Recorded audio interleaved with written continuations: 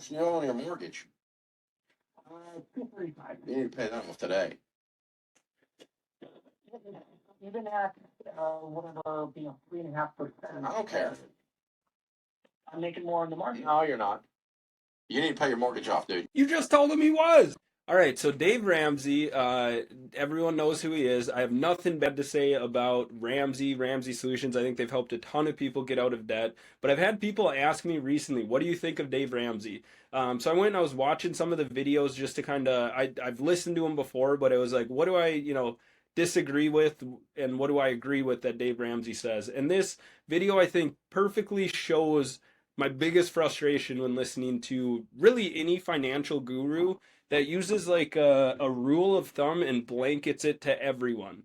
This is something that has resonated for them with other people in the past, and they blanket tell everyone that they meet and anyone that they come across, this is the rule for you. For Dave Ramsey, that rule would be mortgage equals bad. You should never have a mortgage. Pay off that mortgage as fast as possible. And I'm going to go through kind of this example, and I'm going to use Dave Ramsey's assumptions on the S&P 500 return to do that. So this is Joe from Milwaukee. Love that he's from Wisconsin.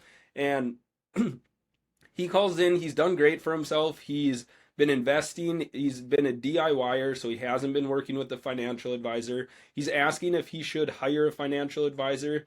He mentions at one point he has about $900,000 in a taxable brokerage. I'm assuming the rest is in like an IRA or Roth IRA.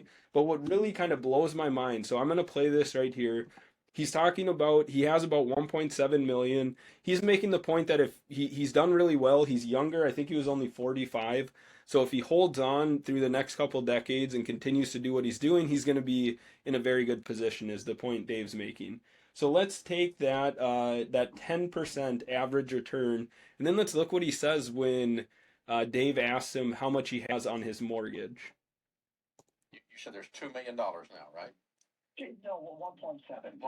Total. Okay. There's some, So when you're 52, if that's sitting in a S&P 500, when you're 52, on average, that's going to be 3.2. When you're 59, on average, it's going to be about 7 million.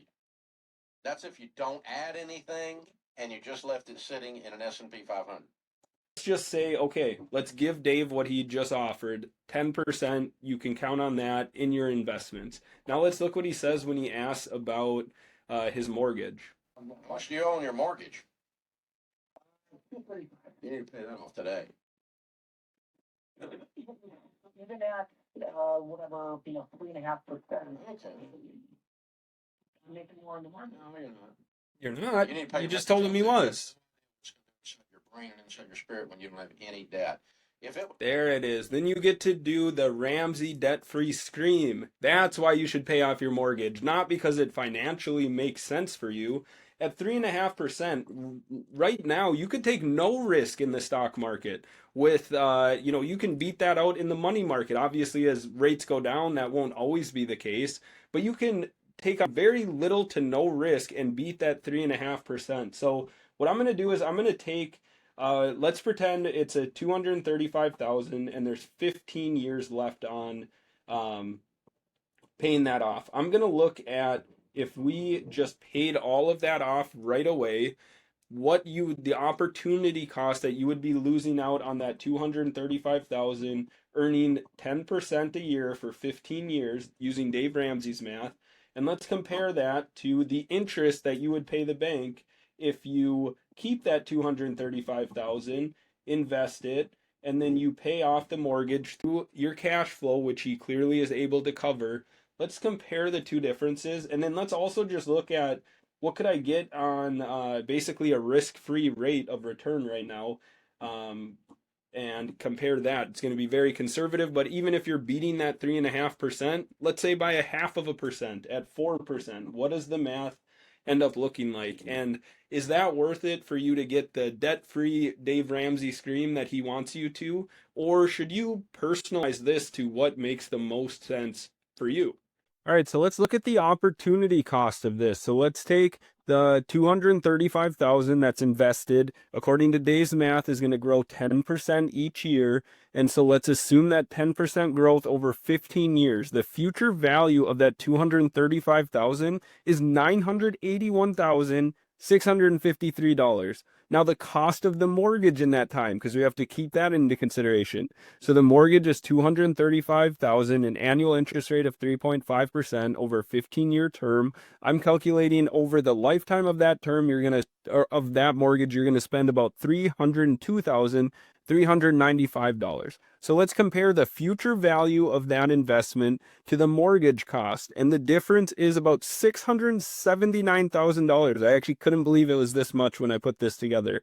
I think it's completely irresponsible to ignore the math on that, make 100% emotional appeal to something that, should be at least considered logically and mathematically to some people. There might be an emotional reason to pay off that mortgage. That could work for some people where they don't care about the opportunity cost of those funds invested. They don't want to have that mortgage and they'll feel great, like Dave says, when that's paid off. That's not the case for everyone. I don't think Joe on the call, just from what he said, was super anxious to pay off a 3.5% mortgage. And now if he takes Dave's advice, he's potentially leaving $600,000 in investment gains over the next 15 years plus on the table, which is just absolutely crazy to me.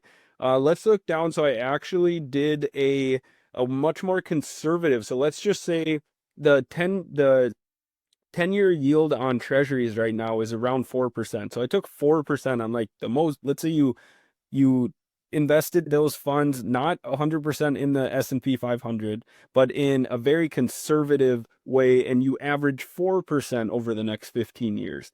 You're still coming out on top, six figures, $120,000, with the value of that 235,000 15 years from now, minus the cost that you paid for that mortgage.